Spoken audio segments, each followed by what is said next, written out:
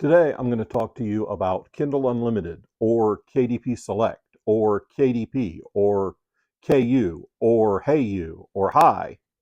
No, I want to talk about Kindle Unlimited for authors and help you decide whether you should or shouldn't be part of this program. So stick around and let's figure stuff out.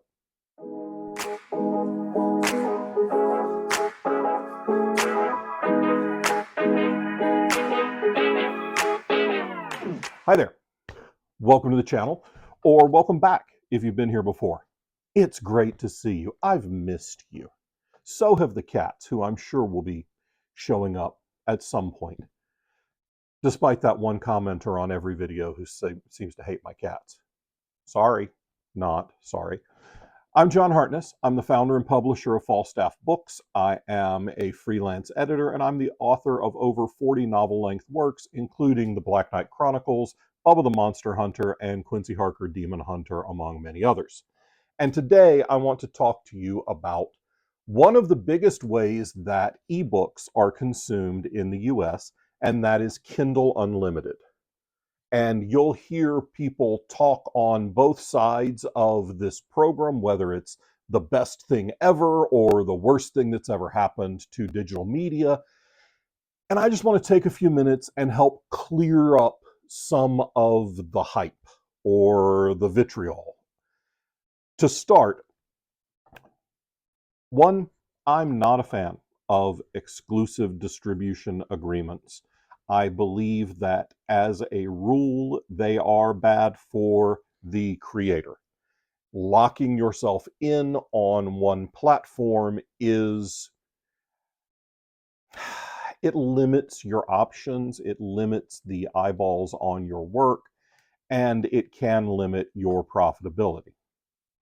On the other hand, Amazon is by a wide margin the biggest distributor of ebooks in the world, and to completely disavow yourself of using their platform, good luck. I hope you manage to eke out a career that way, but it ain't going to be easy. Yes, some of my books are enrolled in Kindle Unlimited because this is how I feed my family. And that means that sometimes I have to close my eyes and swallow a bitter pill to pay the mortgage. And that bitter pill was that in my biggest selling series, Bubba the Monster Hunter and Quincy Harker Demon Hunter, I make as much in 2 months of Kindle Unlimited page reads as I did in an entire year of sales on other platforms. So for those particular properties, it makes sense for me to enroll in Kindle Unlimited. And that's kind of what I want to do with this video. I want to help you understand why it may or may not be the right move for you. But first, let's figure out the vocabulary, okay? Kindle Unlimited is a program by which you subscribe, or I subscribe. I am a subscriber to Kindle Unlimited. I believe the price has gone up. I think it's like $12.99 a month now. But there are always deals and bundles. Buy 12 months, get 2 free or whatever. You pay a certain amount of money. Let's say it's $12.99. And for that $12.99 a month, you can read as many books that are enrolled in the Kindle Unlimited or KDP Select program as you want. If you want to read all 8 of the Dungeon Crawler Carl books without paying any additional money, that's your path. If you want to read all 10 of the Quincy Harker Demon Hunter books without paying any additional money, that's your path. If you want to read all 227 of Craig Allinson's awesome military science fiction series, Kindle Unlimited is your path. Kindle Unlimited is what readers subscribe to. Hello, Daisy. KDP Select is what authors enroll their titles into. I don't know why they don't just say, authors, put your stuff in Kindle Unlimited, because that's essentially what we're doing. But you may hear authors talk about having their books in KDP, having their books in Kindle Unlimited, or having their books in KDP Select. Two of these terms are interchangeable, one is not. KDP stands for Kindle Direct Publishing. That is Amazon's self-publishing arm, which many small presses also use to bring our books to market. KDP Select is the author side system where you enroll your books so that readers can buy it in Kindle Unlimited. Most authors I know and myself usually just say, I put my books into KU or Kindle Unlimited. We don't really talk about KDP Select because from a consumer viewpoint, they've never heard of KDP Select, they've never heard of KDP. That's inside baseball talk. That's for us. That's not for consumers. So when you hear someone talk about their book is in KU or their book is in KDP Select, that means that their ebook is exclusive to Amazon. This is an ebook only program. This has nothing to do with print books or audio. Nothing. We'll get to any other exclusivity agreements in other videos. We're not going to talk about those today. If you hear someone talk about using KDP to publish their books, that may not mean that they are enrolled in Kindle Unlimited. Every book that we have published at Falstaff has been produced through Kindle Direct Publishing. Not every book is enrolled in Kindle Unlimited. About clear as mud? Yeah, thought so. Now let's talk about that exclusivity part of enrolling your book in Kindle Unlimited. If you list your ebook in Kindle Unlimited, you are agreeing to only distribute that ebook on Amazon for a period of 90 days. You can't sell it on your website. You can't sell it on Barnes & Noble. You can't sell it on Kobo. You can't distribute download cards at conventions. Not that I think Amazon is ever going to find out if you break that rule, but you are violating your contract and they can kick you out of the KDP Select program altogether if you do so. That's your call. No, I don't think you're ever going to get caught, but you are breaking the rules. Okay. This has nothing to do with print books.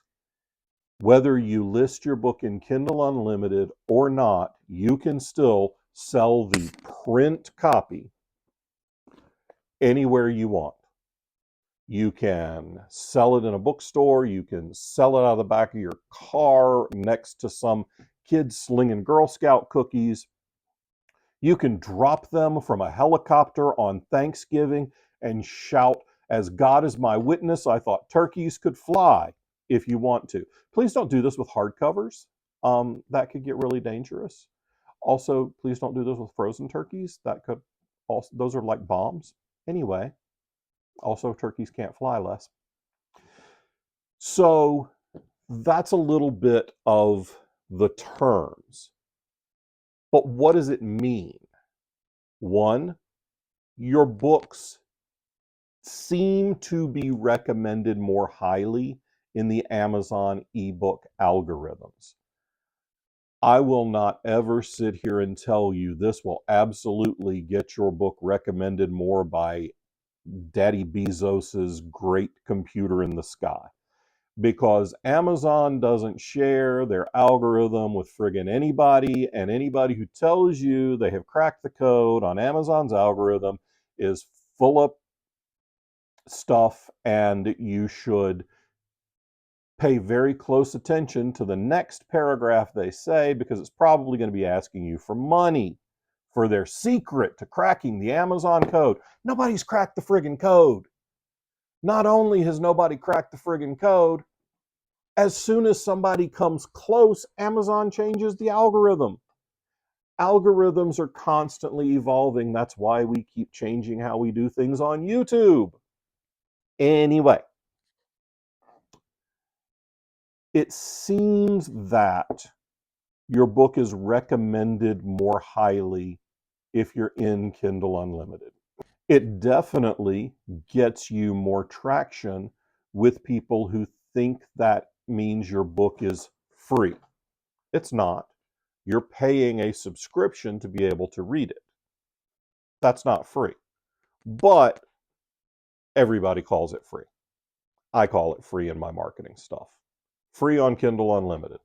Well, no, you've already paid for it. But that's pedantic, and let's be real, we aren't here for pedantic. We're here to sell books and get paid. Hey, buddy. You want to come say hi to people? Gandalf does not want to come say hi to anyone today. Do you? Nope. So it's not free, but authors do get paid when books are read through Kindle Unlimited. That's what your subscription fee goes towards. It goes toward compensating us. How do we get paid, you might ask? I'll tell you. Poorly. I was an early adopter into Kindle Unlimited / KDP Select. When it first came out, you got X money every time your book was borrowed, no matter whether the book was read or not. Someone could borrow your book, leave it in their library for a week. You'd get paid whether they read it or not, just like someone buying the ebook. Now, you got paid less per borrow than you got paid per ebook sale, but the thought was that more subscribers would borrow more books, and enrolling your book in Kindle Unlimited would help you reach more readers, etc., etc., etc. And for a while that worked. I was writing a lot of Bubba the Monster Hunter stories, and every time I published a brand new short story that was in Kindle Unlimited, I got actually paid more for a 99-cent short story being borrowed than I did on the 99-cent short story being sold. Amazon very quickly plugged that leak, and ever since, you've been paid on page reads. How do they calculate page reads, Jono? Well, nobody really knows, but they use a formula called Kindle Edition Normalized Page Count.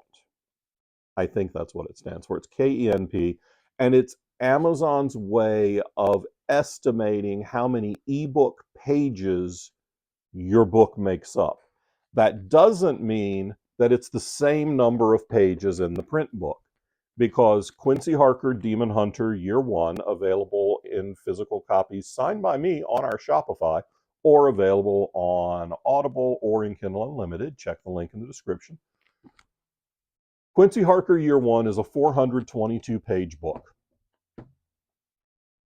When you buy the book, you get this chunker. When you buy the ebook, you get the equivalent of that chunker. When you borrow the book in Kindle Unlimited, Amazon has figured out a number of pages that it should be. And typically, the KENP number is a slightly higher page count than the actual print book, because most e-reader screens are smaller than a 6x9 trade paperback. So it does take up more pages. But because you can adjust the font size on your Kindle, page counts are really murky. I don't know how Amazon calculates KENP. I assume it has something to do with word count and a formula. You are welcome to look it up and tell me in the comments, but let's be real, if I cared, I would have looked it up myself. But when a book is borrowed through Kindle Unlimited, the author is compensated a certain amount of money per page read. How much? A penny a page? Does that seem fair for compensation? That would be slightly more than I get when I sell this as an ebook. I sell this ebook for $4.99 on Amazon. That means I'm paid about $3.50 whenever one sells. If I were paid a penny a page, I'd be making $4.20 every time I sold one. Yay me. I'm not paid a penny a page. If I were paid half a penny a page, I would be making $2.10 every time someone reads the entire book through Kindle Unlimited. I'm not paid half a penny a page. I'm paid somewhere between 0.041 and 0.044 cents per page. So roughly a little more than 4/10 of a cent per page. That means that whenever Quincy Harker Year One is read through Kindle Unlimited, I receive less than $2 per full-length book read. So why in the world would anyone cut off an entire section of the market for distribution and take a massive cut in how much they're compensated for the actual reading of the book? The answer is reader pool, especially for small press authors, self-published authors, or just authors that are trying to break out. Kindle Unlimited allows a lot of people to take a flyer on a book because it's free or because they've already paid for it. Same as buying something with Audible credits. Because you've already paid for the credits, you may as well use them. So enrolling your book in Kindle Unlimited gives you the opportunity to have your book consumed by people who might not otherwise take a flyer on you for $4.99, despite what they pay for their morning cup of coffee. Anyway, so who does this benefit? Well, there are certain genres that primarily sell through Kindle Unlimited, and those genres are actually a little cyclical, but a few stick at the top. Obviously, romance. Romance readers are voracious.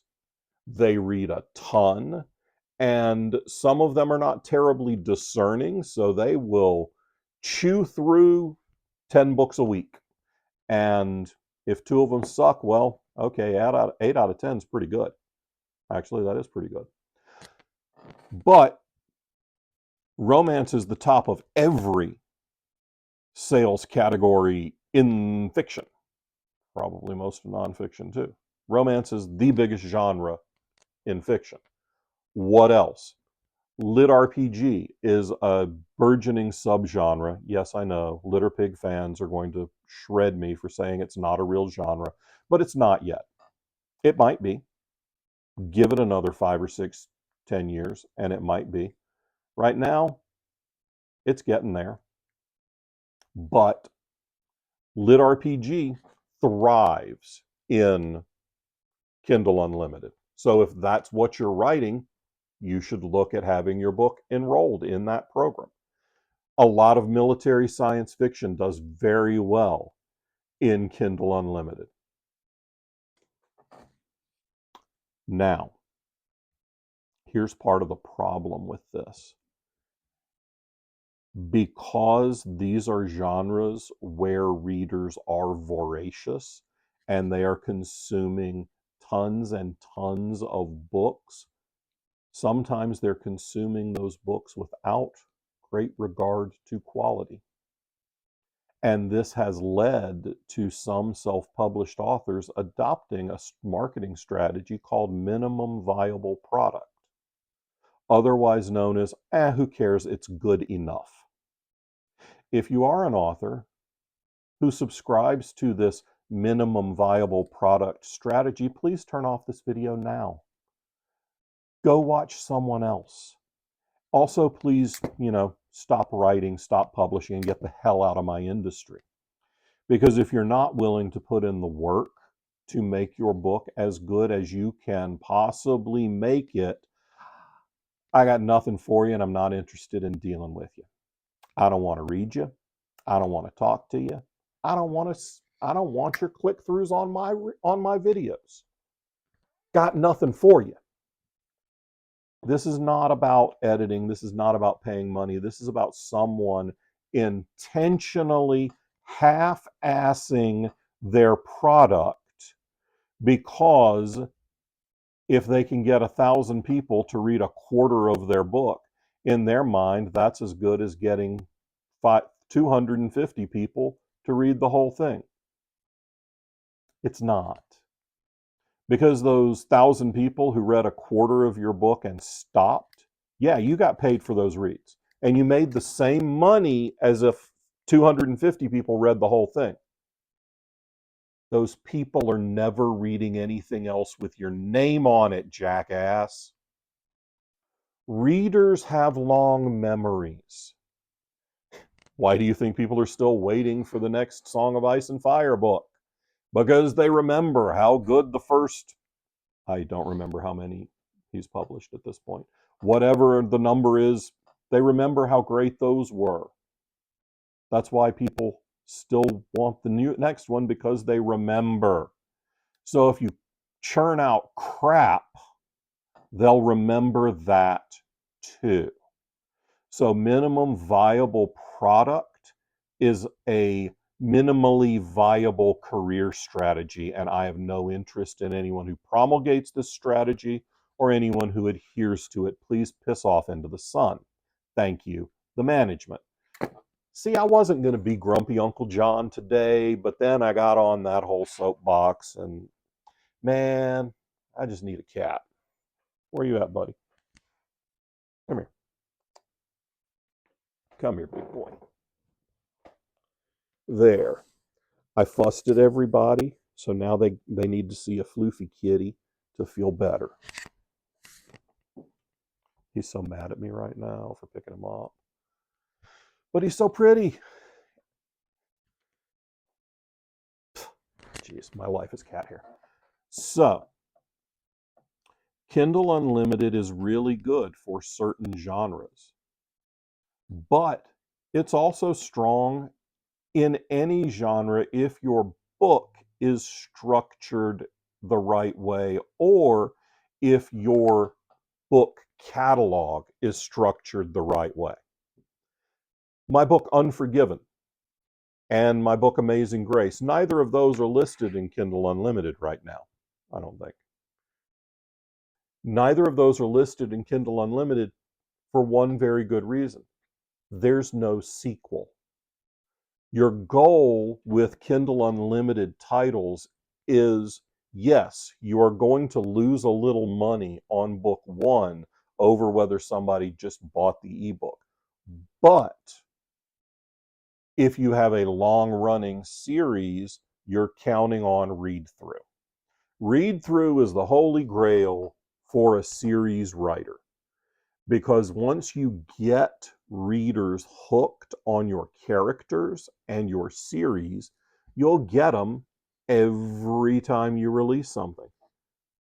Parade of Horribles, the new Dungeon Crawler Carl book, released yesterday as I'm filming this, and it was shooting straight up to #1 on all of Amazon. And this morning it was still in the top 10 on all of Amazon. I expect it's going to show up next week at the #1 slot on the New York Times bestseller list. It's book 8. That is an incredible example of a series where launch sales have increased as new books release. That's really rare. Your mileage may vary, and very likely will. But if you have a long-running series, then Kindle Unlimited may be very good for you. It's why I put Bubba and Harker back in Kindle Unlimited, because if I can hook them with book 1 and I can get them to borrow, and blow through the whole series, that's good for me. That's why next week on May 20th, I bought a BookBub ad showing off the fact that for the week of May 18th through 22nd, 2026, Quincy Harker Year 1 is free for everyone, not just in Kindle Unlimited, really free. Like, you get the whole ebook for free to keep until Amazon decides to change something and take stuff off your Kindle. But the whole point of making a first book in series free is to hook them and get read through. By the way, you get very little read through with your minimum viable product crap, because minimum viable product very seldom is viable. So when you're considering whether or not to put a book in Kindle Unlimited or not, first look at, is it the first book in a series? Does the series typically get good read through with your consumers? Do you have people coming up to you at shows month after month or year after year wanting to buy the next book in the series? If so, then putting the book in Kindle Unlimited might be good for you. Used to be that if you got a lot of non-US based sales, you didn't want to be in Kindle Unlimited because you were making a ton of money off Kobo, because Kobo for a long time had the market sewn up outside the US. Amazon saw this and started creating Amazon sites and Kindle publication sites everywhere, and now Amazon has a bigger foothold in other countries. But if you have a region where you have a lot of readers and Amazon doesn't have great footing, then maybe Kindle Unlimited isn't for you. Maybe you're in a genre that doesn't do very well in Kindle Unlimited. I don't know what those are off the top of my head. I know the genres that I write and publish in, and most of them do pretty well, if not fantastic, in Kindle Unlimited. But if you have a standalone book, I wouldn't bother. Unless it's an 800-page monster, and if so, you should really look at yourself and wonder why you did that to yourself or your readers. If you've got a 3-book series and then it's done, maybe. You'll have to run tests. But it's not an all or nothing question. It still doesn't touch print sales. It doesn't touch your ability to sell the book at conventions, in bookstores, anywhere else. It also doesn't mean you're locked in there forever. It's a 90-day commitment, at the end of which you can take your books out of Kindle Unlimited. I know authors who pop in and out all the time. It doesn't tend to give them a ton of traction, but for some people it works very well.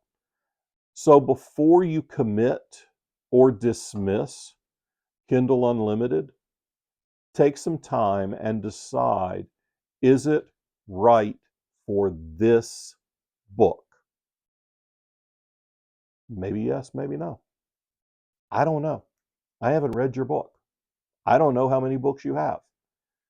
But I know that I wouldn't be jumping into Kindle Unlimited with my first and only book. I would be trying to build a following with the one book I have. And then when I had 3, 4, 5 books, then I'd start looking at putting that series into Kindle Unlimited. So that's a little bit about what I think about Kindle Unlimited, a little bit about what I consider when deciding what books do and don't belong in KU, and some of the traps and pitfalls. So if you stuck around this long, you should probably hit that subscribe button. And if you want to be like these cool people whose names are up on my wall, after you subscribe, you can become a member and support the channel that way. Also, check out the links in the description. You can get signed stuff off our Shopify, and you can reach out for editing gigs, whatever. I hope I'll see you at a convention in the coming weeks, because my goodness, do I have a bunch of them. So if you're anywhere around the Carolinas, look me up. Love to meet you. Till next time, bye.